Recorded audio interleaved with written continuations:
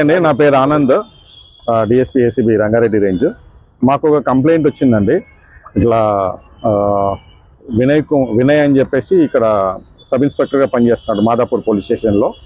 ఆయన తన పైన ఒక కేసు రిజిస్టర్ చేశారని, ఆ కేసులో ఇప్పుడు నోటీసెస్ ఇవ్వడానికి 35(3)లో నోటీసెస్ ఇవ్వడానికి ఇవ్వట్లేదు అని చెప్పేసి దాని గురించి అతను హైకోర్టుకి వెళ్ళినా కూడా, హైకోర్టు నుంచి ఆయన ఫేవరబుల్గా ఆర్డర్స్ వచ్చినా కూడా ఆ నోటీసెస్ ఆయన పైన సర్వ్ చేసి ఒక కాపీ ఇవ్వడానికి దాదాపు ₹1,00,000 డిమాండ్ చేశారని చెప్పేసి మాకు కంప్లైంట్ ఇవ్వడం జరిగింది. తర్వాత వెళ్ళి బతిలాడితే ₹1,00,000 లేవు సార్ నా దగ్గర, అంత ఇచ్చుకోలేను అది ఇది అని చెప్తే, సరే 2 దఫాలుగా ఇవ్వండి, ఒక మొదటి దఫాగా ఫస్ట్ పార్ట్ పేమెంట్ కింద 50,000, తర్వాత మళ్ళీ 50,000 ఇవ్వండి అని చెప్పేసి ఆయన ఒక ఆప్షన్ ఇవ్వడం జరిగింది.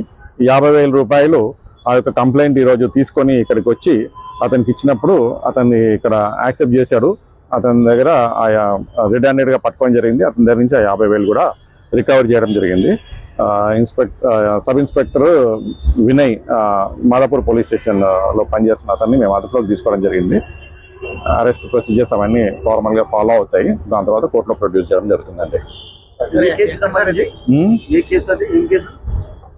ఒకటి ఫైనాన్షియల్ డిస్ప్యూట్కి సంబంధించిన కేసు. ఒక కన్సల్టెన్సీ సర్వీసెస్ వాళ్ళు ఈ కంప్లైంట్ పైన ఇట్లా కొంతమంది ఎంప్లాయీస్కి సంబంధించిన డబ్బులు ఇవ్వలేదని చెప్పేసి, ఆ శాలరీస్ రాలేదని చెప్పేసి పెట్టడం జరిగింది. ఆ యొక్క కేసు విషయంలోనే ఇతను కంప్లైంట్ని డబ్బులు డిమాండ్ చేయడం జరిగింది.